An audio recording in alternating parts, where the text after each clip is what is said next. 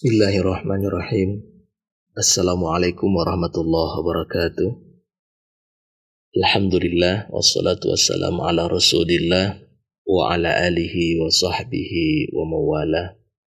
La haula wa la quwata illa billah. Rabbi shrah li sadri wa yassir li amri wahlul 'uqdatam min lisani yafqahu qawli. Saudaraku yang dimuliakan oleh Allah Subhanahu wa taala, pada episode sebelumnya kita telah menjelaskan dan mengetahui beberapa hal, termasuk beberapa hikmah terkait kalimat Bismillahirrahmanirrahim. Dan insya Allah pada kesempatan ini kita akan melanjutkan pada kalimat Alhamdulillahirabbil alamin, yaitu yang dimaksud di sini adalah ayat kedua dari surah Al-Fatihah. Dalam surah Al-Fatihah ada 3 nama Allah Subhanahu wa ta'ala atau sifatnya yang terulang, sebagaimana disebutkan dalam tafsir Sya'rawi.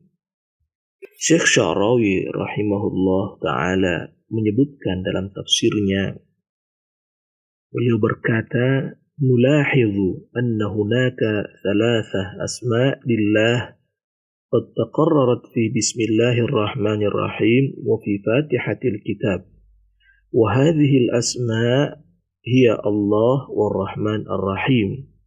Naqulu innahu laysa hunaka tikrar fil Qur'anil Karim.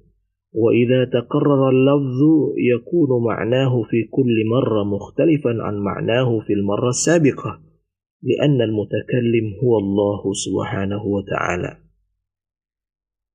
Beliau menerangkan bahwa dalam surah Al-Fatihah ini ada 3 nama yang diulang, yaitu Allahu Ar-Rahman Ar-Rahim.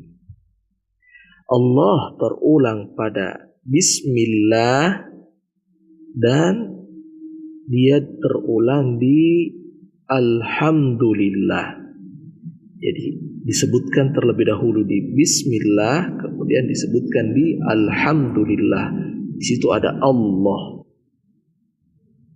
Ar-Rahman Ar-Rahim juga demikian, terulang pada Bismillahirrahmanirrahim, kemudian disebutkan di Ar-Rahmanir Rahim, yaitu ayat ketiga dari surah Al-Fatihah.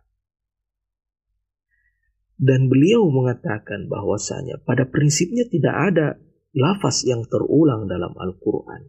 Artinya ketika lafaz itu terulang, maka pada prinsipnya masing-masing dari lafaz itu memiliki makna tersendiri, karena setiap lafaz memiliki tempat yang berbeda. Sehingga kalimatnya di sini berbeda, kalimatnya di sini pun berbeda. Kalaupun kalimatnya sama, maka konteksnya di sini atau kaitannya antara kalimat sebelumnya dan setelahnya di sini berbeda, begitupun pada yang lainnya. Sehingga Syekh Mutawalli Sya'rawi mengatakan tidak ada lafaz yang terulang, semua memiliki makna tersendiri. Begitupun dengan Allah Ar-Rahman Ar-Rahim dalam surah Al-Fatihah. Namun pada kesempatan kali ini kita ingin mengetahui makna mengapa Allah terulang. Lafzul jalalah terulang pada atau disebutkan terlebih dahulu pada Bismillah, kemudian disebutkan pada Alhamdulillah. Adapun Ar-Rahman Ar-Rahimnya nanti kita akan sebutkan atau kita akan jelaskan di ayat selanjutnya. Mengapa Allah atau lafzul jalalah terulang? Syekh Mutawalli Sya'rawi menambahkan keterangannya. Beliau berkata, "Falafzul jalalah fi bismillah ma'nahu al-isti'ana bi qudratillahi subhanahu wa ta'ala wa sifatihi litakunu 'aunan lana 'ala ma naf'al. Wa fil hamdulillah fahuwa syukrun lillahi ala ma fa'ala lana. Artinya lafzul jalalah pada bismillahirrahmanirrahim ini bertujuan untuk menjelaskan bahwasanya fungsi daripada bismillah ini adalah kita memohon pertolongan kepada Allah. Kita memohon bantuan kepada Allah. Sehingga dengan adanya lafzul jalalah di sini menjelaskan tentang permohonan kita kepada Allah. Sehingga dia terulang. Karena kita memohon pertolongan kepada Allah, di mana lafzul jalalah ini merupakan alamun lizat yang mencakup seluruh sifat-sifat Allah.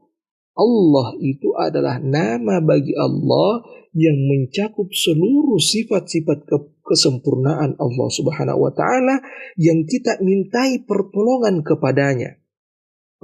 Pada basmalah kita mintai pertolongan kepada Allah, yaitu kita memohon pertolongan atas segala sifat-sifat yang sempurna yang melekat pada lafzul jalalah.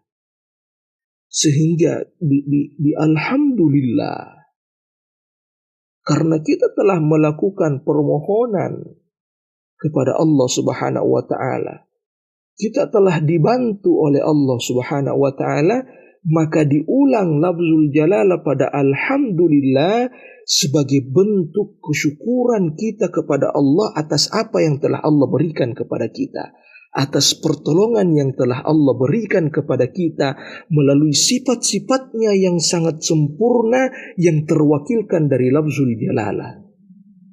Nah, jadi lafzul jalalah di bismillah ini adalah mewakilkan seluruh sifat-sifat sempurna Allah, dan kita memohon pertolongan melalui nama itu, sehingga diulang kembali pada alhamdulillah sebagai bentuk kesyukuran atas pertolongan Allah melalui seluruh sifat-sifatnya yang begitu sempurna.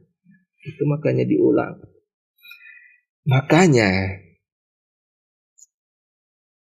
di dalam hadis Rasulullah Sallallahu Alaihi Wasallam juga disebutkan kaitan antara bismillah dan alhamdulillah.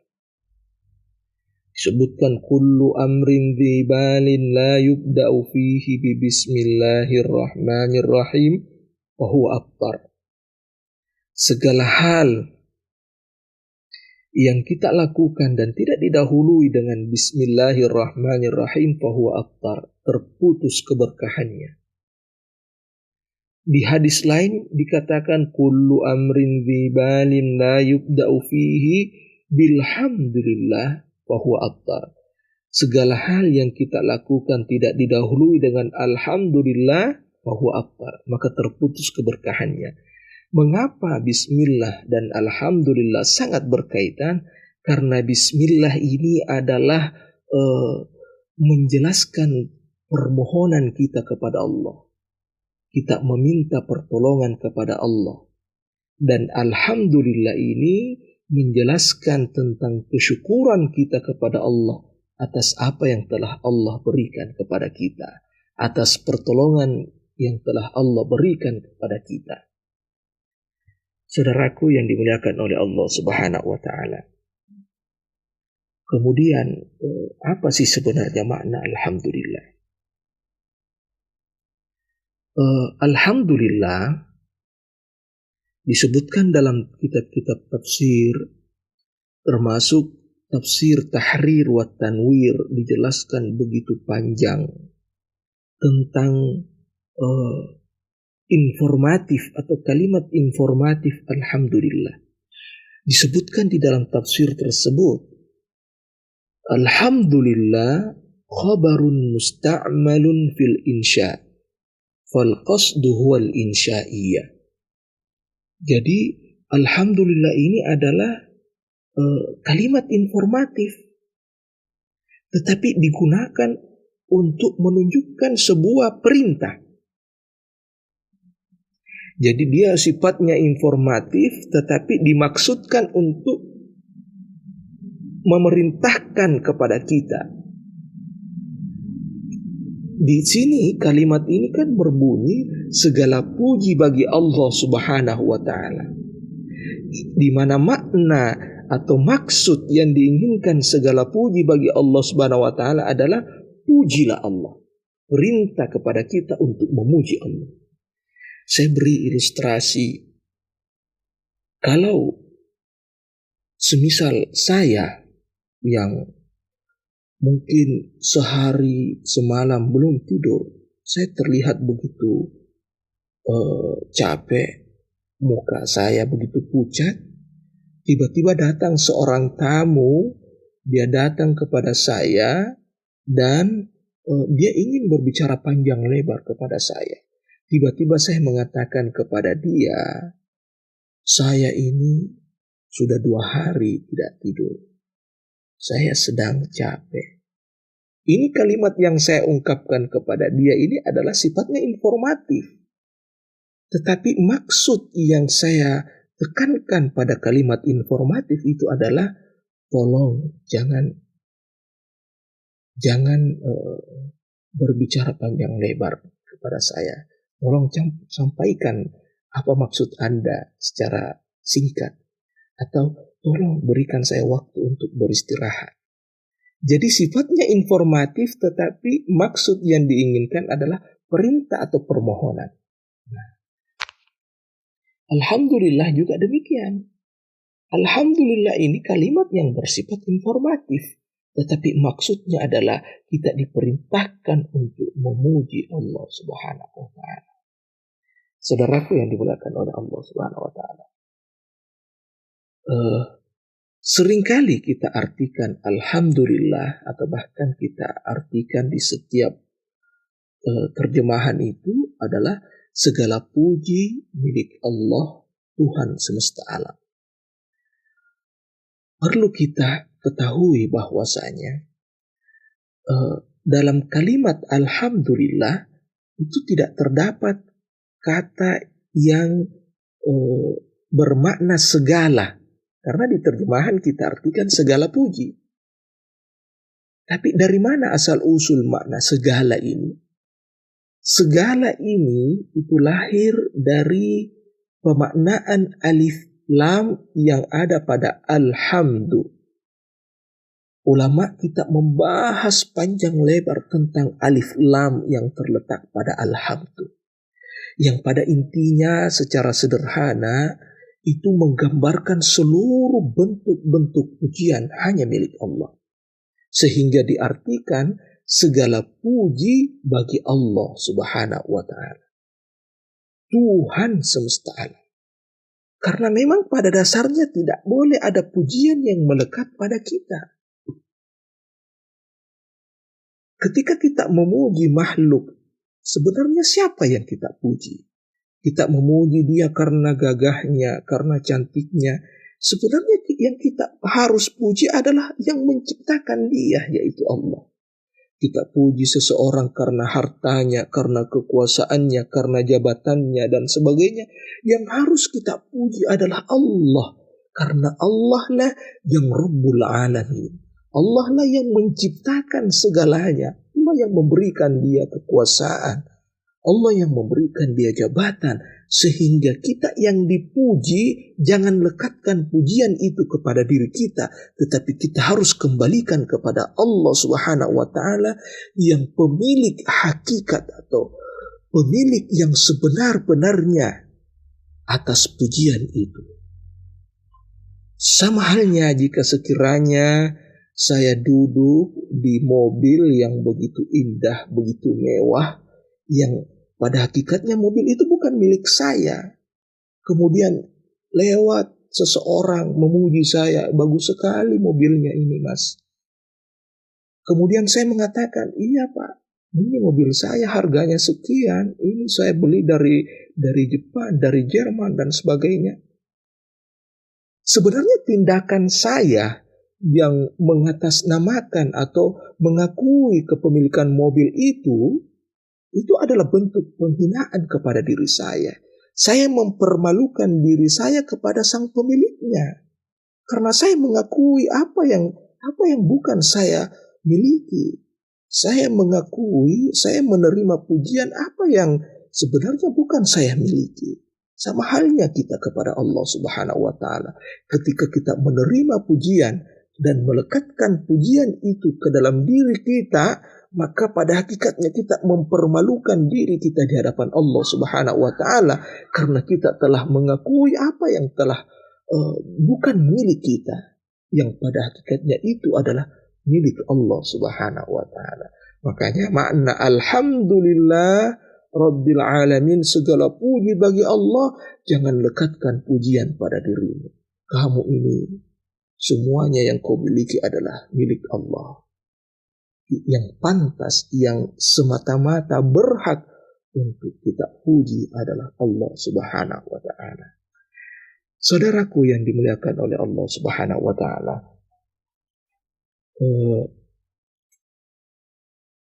para ulama itu juga berbeda pendapat, atau ada kajian yang menjelaskan tentang nilai dari kalimat alhamdulillah. Bahkan ada beberapa kelompok yang mengatakan alhamdulillahi rabbil alamin itu lebih afdal daripada kalimat la ilaha illallah. Nah, ini kenapa? Kenapa seperti itu penjelasannya? Bahkan disampaikan oleh Imam Qurtubi, saya sebutkan, hakal Qurtubi an ta'ifa annahum qalu qaulul 'abd alhamdulillahi rabbil alamin afdal min qawli la ilaha illallah lianna alhamdulillahi rabbil alamin fihi ma'na at-tahmid wa fi dhimnihi ma'na at-tauhid. Ketika diucapkan alhamdulillahi rabbil alamin, mengapa dikatakan lebih afdal berdasarkan pandangan ini? Mengapa dikatakan lebih afdal dari kalimah la ilaha illallah? Karena alhamdulillahi rabbil alamin ini bukan hanya sekedar mengandung makna pujian kita kepada Allah, tetapi juga mengandung makna pengesaan kita kepada Allah Subhanahu wa Ta'ala. Karena barulah kita memuji Dia sebagai Tuhan semesta alam ketika kita meyakini bahwa Dia Maha Esa. Karena pada prinsipnya ketika diuji dengan berbagai macam dalil akli, dalil nakli, Rabbul Alamin itu, Tuhan semesta alam, itu hanya layak untuk disandang oleh Tuhan yang memiliki sifat esa. Tidak boleh dan terbantahkan berdasarkan dalil-dalil yang kuat bahwa alam raya ini hanya dapat diciptakan oleh Tuhan yang Maha Esa. Olehnya melalui firman Allah alhamdulillahi rabbil alamin dikatakan bahwasanya selain ada makna at-tahmid yaitu pujian kepada Allah, juga terkandung makna tauhid yaitu pengesaan kita kepada Allah Subhanahu wa Ta'ala. Dan di dalam keunikan lafzul jalalah ini yaitu Allah, sebagaimana disampaikan oleh guru kita Maulana Syekh Ali Jum'ah hafizahullah ta'ala, beliau menyebutkan suatu pandangan, bahkan diriwayatkan dalam beberapa kitab-kitab tafsir, terkhusus dalam tafsir yang corak tasawuf, bahwa lafzul jalalah Allah itu memiliki karakteristik yang tidak ada duanya di dunia ini. Tidak ada duanya. Jadi dari namanya saja itu dia esa. Allah itu nama yang tidak ada duanya karakteristiknya di dunia ini. Beliau mengatakan bahwasanya Allahu ini, apapun yang kita hilangkan dari huruf-huruf yang terdapat pada Allahu ini, semuanya menunjuk kepada Dia. semuanya menunjuk kepada Allah Subhanahu wa taala. Ketika kita lihat dari Allahu, kemudian dihilangkan alifnya menjadi lillahi, juga menunjuk kepada Allah. Kemudian dihilangkan lamnya menjadi lahu, menunjuk juga kepada Dia. Kemudian dihilangkan alif lamnya menjadi hu. Itu ada firman Allah, syahidallahu annahu la ilaha illahu. Nah, kemudian ketika kita hilangkan lamnya yang di tengah satu, kita hilangkan lamnya yang di tengah satu menjadi ilah, juga menunjuk kepada Allah. Kalau kita hilangkan lamnya dua-dua di tengah menjadi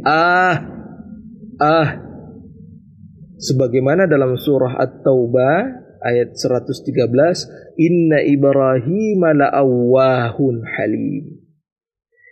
Sehingga dimaknai kata ini adalah merupakan zikir Nabiullah Ibrahim alaihissalam, karena dia banyak menyebut itu disebut sebagai la'awwah, yang bermakna khusyuk.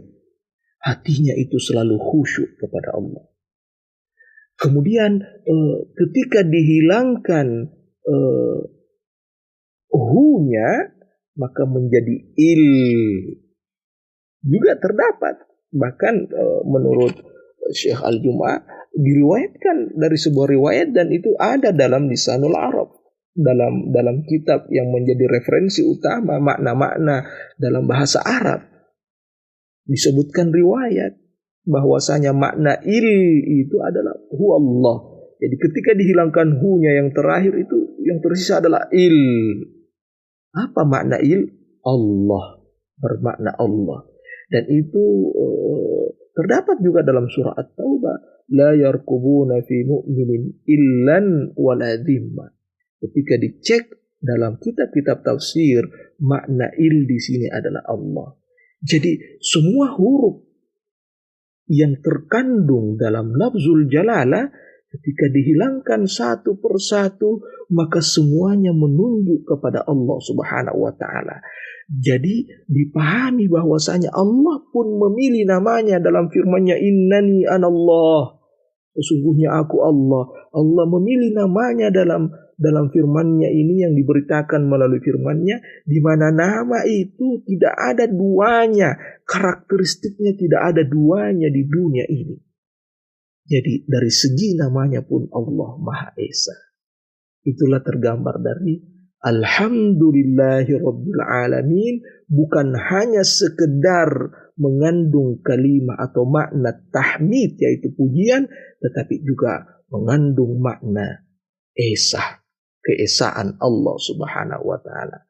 Saudaraku yang dimuliakan oleh Allah Subhanahu wa taala, pada prinsipnya mari kita mengembalikan segala pujian hanya milik Allah. Allah yang menciptakan alam raya ini, Allah yang menciptakan diri kita, Allah yang memberikan nafas, Allah yang menjadikan mata kita berkedip secara otomatis, Allah yang memberikan kemampuan kita untuk mengetahui segala yang ada di alam raya ini, sehingga apa yang telah kita peroleh berupa harta, jabatan, dan sebagainya, pada prinsipnya semuanya adalah anugerah dari Allah Subhanahu wa taala, sehingga tidak pantaslah kita untuk mengambil pujian itu yang seharusnya itu adalah milik Allah Subhanahu wa taala. Terima kasih. Mohon maaf atas segala kekurangan. Assalamualaikum warahmatullahi wabarakatuh.